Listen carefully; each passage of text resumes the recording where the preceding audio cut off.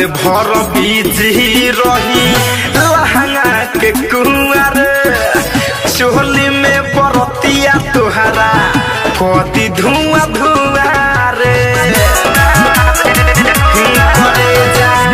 रात भर बिजी रही लहंगा के कुंवर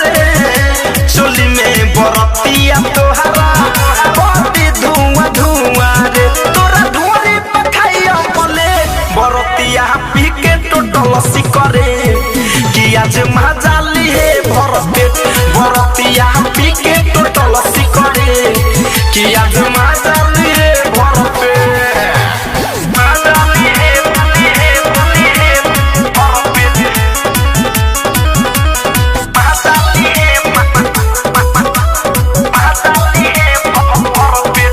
पेट सारा गाँव जुआ बरतिया तोहरे पबिताई रे सूरज धरे कंधनंजय सबके हुआई रे सबके हुआई सारा गाँव जुआ बरतिया तोहरे पबिताई रे सूरज धरे कंधनंजय सबके हुआई रे मनी शंकर करिया मामला से बरतिया पी के टोटल सिकरे कि आज मजाली है भर पेट बरतिया पी के टोटल सिकरे कि आज मजाली है भर पेट तोहर जवानी बचल सबके नजर में गहर